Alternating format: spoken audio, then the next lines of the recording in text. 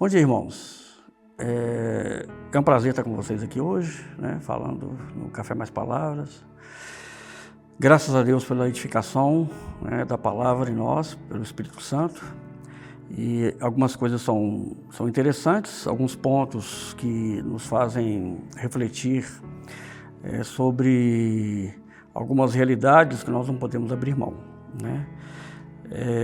Hoje a gente vai falar sobre Jesus como nossa referência, E o escritor de Hebreus, no capítulo 12, ele fala a respeito dessa consideração de nós olharmos para Cristo, firmemente para Ele, considerando que Ele recusou uma série de benefícios, Ele é Deus, era Deus, sempre foi Deus, mas Ele renunciou a todas as coisas em função com o propósito de cumprir aquilo que era a vontade de Deus.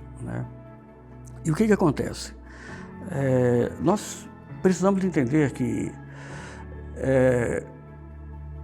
se nós não olharmos firmemente para Cristo e Ele ser a nossa referência, nós nos perdemos.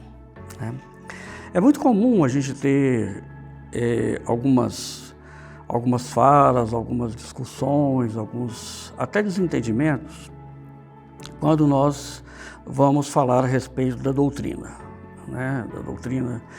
E é muito comum, quando as pessoas com pouco conhecimento, ou até com conhecimento demais, costumam muito entrar numa postura do eu acho, eu acho isso, eu acho aquilo, Então, quando nós temos uma referência, essa referência ela se torna o nosso ponto de apoio de como é que funciona as coisas, Então, se nós temos uma xícara, isso aqui é uma xícara, e ela é a referência que nós temos para fazer uma outra xícara, E Jesus, Ele é a nossa referência no que diz respeito à sua vida, sua obra, o que Ele era como homem, o que Ele foi como homem, a sua postura como homem, a sua postura diante de todas as circunstâncias, de tudo que aconteceu na vida dele. Inclusive, diz a palavra que Jesus foi tentado em todas as coisas, Em nenhuma coisa Jesus deixou de ser tentado. Então, todas as coisas Jesus foi tentado. E como é que ele lidou, como ele trabalhou essas questões? Ele trabalhou essas questões sempre voltado para um ponto.